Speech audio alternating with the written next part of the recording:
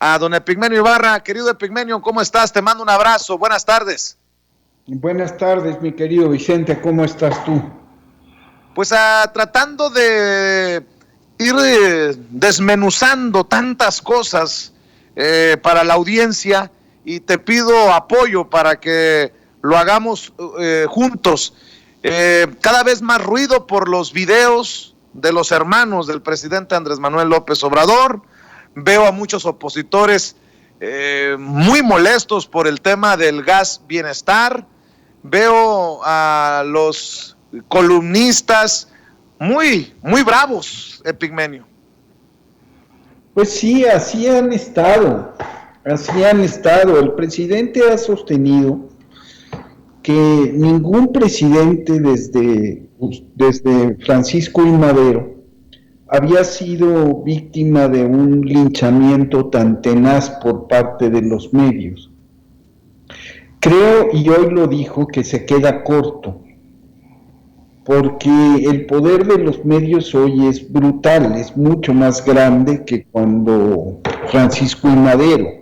En aquel entonces existía solo la prensa escrita. Hoy el bombardeo viene en los medios impresos, en los medios electrónicos, en las redes, y es muy tenaz porque se está librando una batalla decisiva, que es la batalla de la transformación, y se están afectando intereses muy grandes,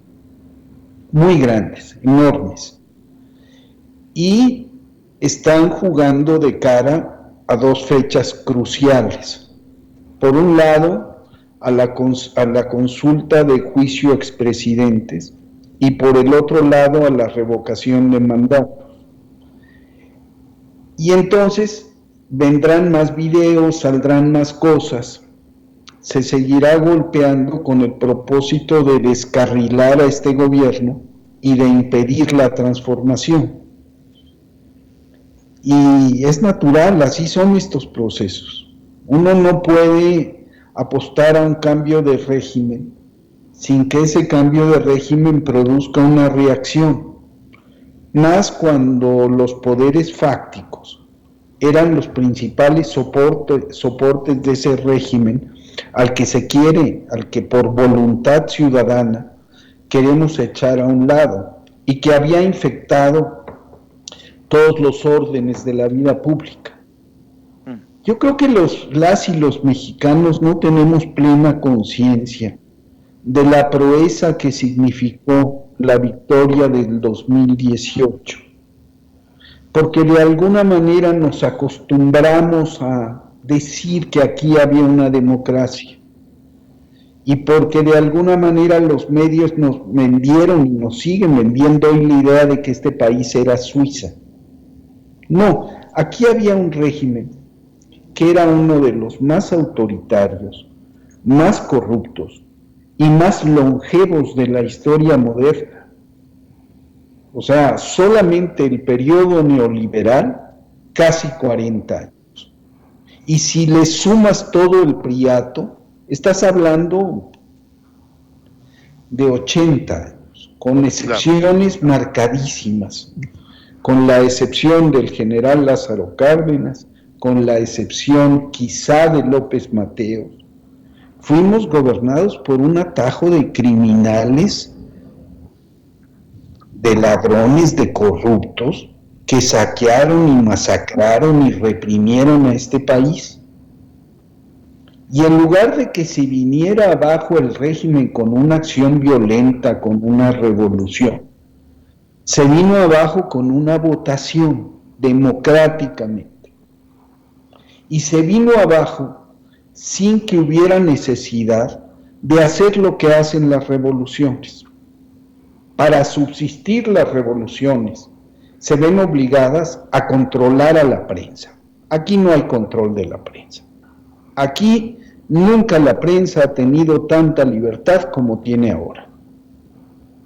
Segundo, a controlar a la oposición.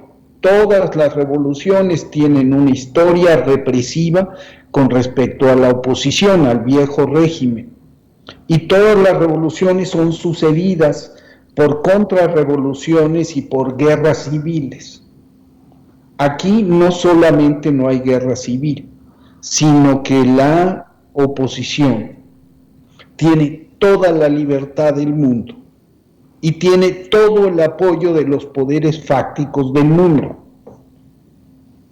Y a nadie se garrotea en la calle, a nadie se detiene, a nadie se reprime.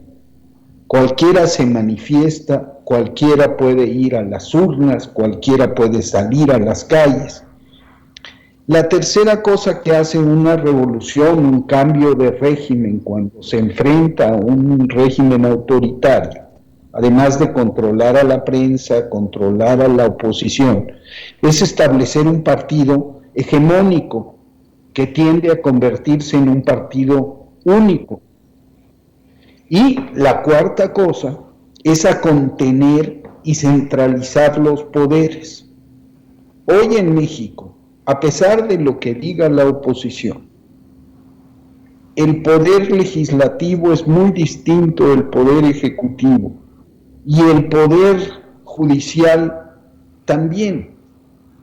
Tan es así que muchas de las acciones emprendidas por el ejecutivo son detenidas por acciones del poder judicial. Entonces, esta transformación se está haciendo sin las armas con las que suelen hacerse las transformaciones. Es un fenómeno único en la historia del mundo, donde un pueblo decide deshacerse de un régimen criminal, manteniendo libertades, manteniendo libertad de prensa, libertad de manifestación, libertad de organización, separación de poderes y consolidando las instituciones democráticas. Y todo esto sin tocarle un pelo a los medios, que tienen una historia muy triste en este país, porque son medios que callaron ante los crímenes del viejo régimen, que cubrieron de alabanzas a los ladrones, a los asesinos, a los criminales que nos gobernaron, y que llenaron sus arcas con dinero del erario, que participaron en montajes, que hicieron todo tipo de servicios al viejo régimen y perpetraron traiciones profundas e irreversibles e imperdonables al oficio periodístico. Entonces esa es la situación. Tenemos que estar muy claros de que la oposición, la oligarquía, los medios, los partidos de la derecha conservadora no van a rendirse ni van a cesar en su labor de desestabilización y de zapa de la transformación, porque les va la vida en ello, porque pretenden restaurar el viejo régimen. Y entonces, pues esa es la batalla que está en curso. Es una batalla política radical, porque la transformación es una apuesta radical. Y porque no quieren perder sus privilegios. Está en juego muchísimo dinero, muchísimo poder. Y están dispuestos a todo.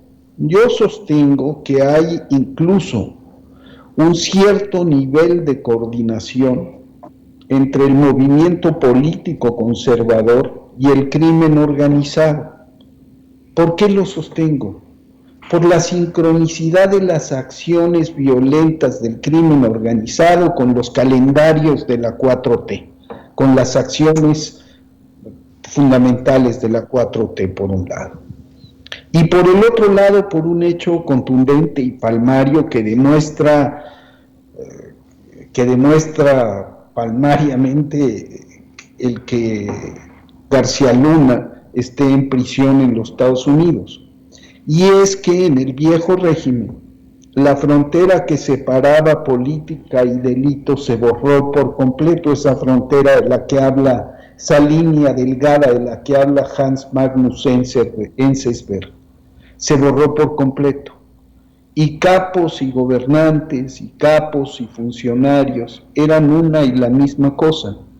Crimen organizado y viejo régimen eran dos caras de la misma moneda. Entonces, en esas estamos, mi querido Vicente, en una batalla radical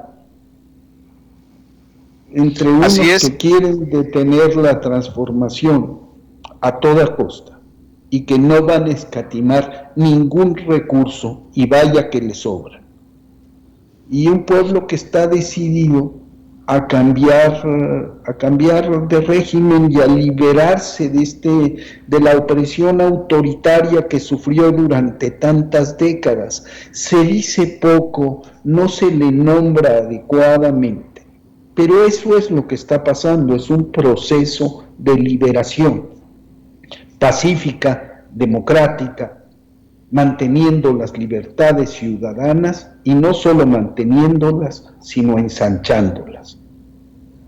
Así es, Epigmenio. De hecho,